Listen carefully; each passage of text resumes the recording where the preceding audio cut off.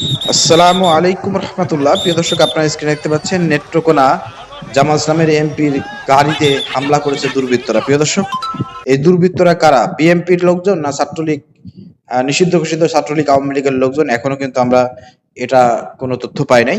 আশা করি যে পুলিশ প্রশাসন এটা খুঁজে বের করবে মূলত কারা হামলা করেছে। প্রিয় দর্শক, নেত্রকোনায় জামাতুল ইসলামের এমপি তিনি তেলের পাম্পে গাড়ি রেখে প্রিয় দর্শক ঈশার নামাজ পড়ার জন্য তিনি মসজিদে ঢুকেছিলেন। প্রিয় দর্শক, মসজিদে ঢুকে যখন নামাজে দাঁড়িয়েছেন ওই মুহূর্তে প্রিয় দর্শক সুযোগ বুঝে দুর্বৃত্তরা কিন্তু এমপি সাহেবের গাড়িতে হামলা এবং ভাঙচুর করেছে। প্রিয় দর্শক, চলেন আমরা একটু বিস্তারিত এমপি সাহেবের মুখ থেকে শুনে আসি। আটকাপাড়া গিরিপথ পাম্পে ফিলিং স্টেশন এখানে আসার পরেই নামাজের টাইম প্রায় কাছাকাছি। আমি তখন পাম্পে গাড়িটা ঢুকানোর পরে দেখি যে মালিক সাহেব এখানে আছেন। উনি আমাকে একটু আগে ফোন করছিলেন। হ্যাঁ, পাম্পের মালিক ম্যানেজার আছেন। তখন আমি ওনাদের সাথে কথা বললাম, মত বিনিময় করলাম। এর মধ্যে আজান হয়ে গেল, আমি চলে আসলাম মসজিদে নামাজখানায়। আমরা সহ যারা ছিলাম নামাজে ঢুকে গেছি নামাজখানায়।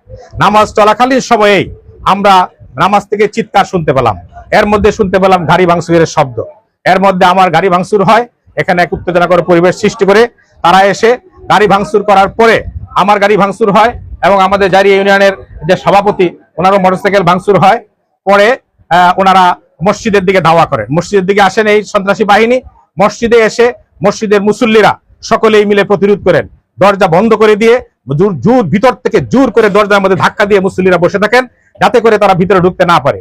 ওরা বাইরে থেকে বিভিন্ন ধরনের অস্ত্র দেশীয় অস্ত্র দিয়ে দরজা ভাঙ্গার জন্য আপ্রাণ চেষ্টা করে।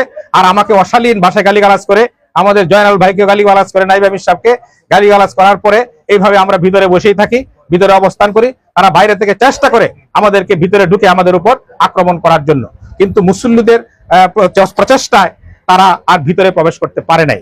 এইভাবে বাংলাদেশে যদি একজন এমপি সাহেব তিনি যদি নিরাপদ না থাকে, সাধারণ মানুষের নিরাপত্তা কোথায়? এটা কিন্তু একটা প্রশ্ন। আজকে সরকার জামাতের এমপি সাহেবকে নিরাপত্তা দিতে ব্যর্থ হয়েছে। অতএব আজকে বিএনপির এমপি সাহেবরা, বিএনপি স্বরাষ্ট্রমন্ত্রী যে সংসদে বসে বসে বড় বড় কথা বলতেছে, এটা কিন্তু তাদের মানাচ্ছে না। আজকে শাহবাগ থানায় দেখতে পেয়েছেন প্রিয় দর্শক, সাধারণ শিক্ষার্থী এবং ডাকসুর নেতৃবৃন্দের উপর যেভাবে ছাত্রদল মত তৈরি করে হামলা করেছে থানার মধ্যে, প্রিয় দর্শক, এতে কিন্তু হোম মিনিস্টার ব্যর্থ। তিনি বলেছেন কোনো মব তৈরি হবে না, কিন্তু তার দলের লোকজন মব তৈরি করে থানার মধ্যে প্রিয় দর্শক শিক্ষার্থীদেরকে এবং ডাকসু নেতৃবৃন্দদেরকে মারধর করেছে। আজকে এই হোম মিনিস্টার স্বরাষ্ট্রমন্ত্রী সালাউদ্দিন আহমেদ স্যার কিন্তু ব্যর্থ। এই ব্যর্থতার দায়ভার নিয়ে তার পদত্যাগ করা উচিত। একজন এমপি কে রক্ষা করতে পারে নাই, এমপির গাড়িকে প্রোটেকশন দিতে পারে নাই, এই স্বরাষ্ট্রমন্ত্রী ব্যর্থ। প্রিয় দর্শক, এই ব্যর্থতার দায়ভার নিয়ে তাকে পদত্যাগ করতে হবে। এভাবে যদি চলতে থাকে বিএনপি জনরোষে পরিণত হবে। আমরা বলতে চাই, আপনারা যদি দেশের মানুষের এমপিদের নিরাপত্তা দিতে না পারেন, তাহলে ক্ষমতা ছেড়ে দেন।